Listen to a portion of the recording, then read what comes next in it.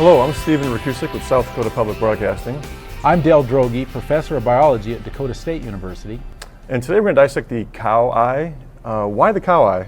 Well, cow eye is probably the main reason we use them in the classroom is that they're easy to obtain. You can get them from supply houses, from the packing plants. And then also it's very large, so that's, they are. And it's a mammal eye, and a mammal eye, humans are mammals too, and so the structures are virtually identical. Absolutely. I mean, size is unbelievable. Yeah, they're very large. And this looks huge. Why does it look so big? Well, this one looks so big now because unfortunately when they take them out, they're covered with fat and connective tissue. So you have the eyeball itself is sort of embedded within all of this fat. So we'll have to cut a lot of this away. What's nice too maybe is when the kids start dissecting this, you can kind of tell the difference between maybe connective tissue, muscle, and fat. Yeah, and in fact you can sort of see on the back here already, you can see the fat, of course, and then these reddish structures with the striations are muscle. And these are the extrinsic muscles which control the movement of the eye. So you can move your eye to side and up and down. So they have and then of course in the cow then these muscles are relatively large.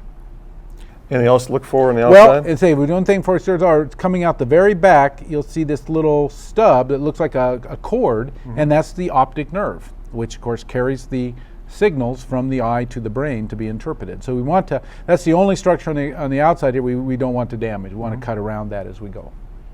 As far as starting the dissection, where do you suggest Well, starting? like I say, first you just have to start trimming this up, and this is pretty, is not fine work by any stretch of the imagination. We'll just start cutting away that muscle and maybe the only thing would be maybe like it's kind of hard to hang on to, maybe slipping as far as kids cutting themselves. Yeah, you'd have to be careful, cut away from yourself, maybe not even cut off smaller pieces maybe than what I'm doing if you've got time.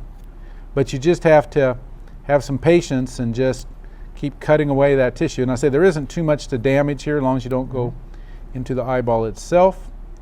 And just trim away, and then you want to just be careful here around the optic nerve. It's nice to be able to preserve the optic nerve as we cut that tissue away. Maybe nice too. There's a lot of fat there. Maybe to have all the kids in a group, maybe try it if to feel the difference between the muscle and the fat. Everybody should have their gloves and be ready to go, and so they could cut. Yeah, and it's pretty dense tissue. I'd say it doesn't cut easily sometimes.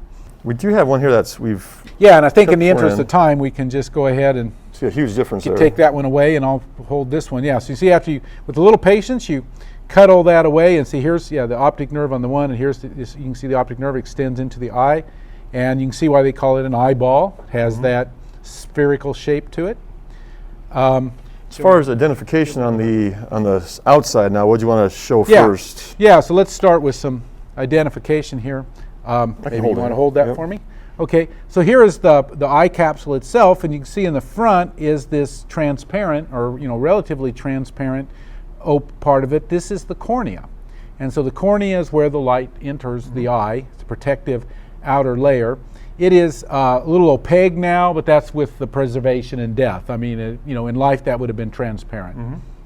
And then that is actually continuous with this connective tissue, which is the hard, tougher outer covering of the eyeball called the sclera. And so the sclera is mostly connective tissue in that, and it maintains the shape of the eye and protects the inner part of the eye. And then of course, extending out the back, the optic nerve. So pretty much that's all you can see, pretty much externally.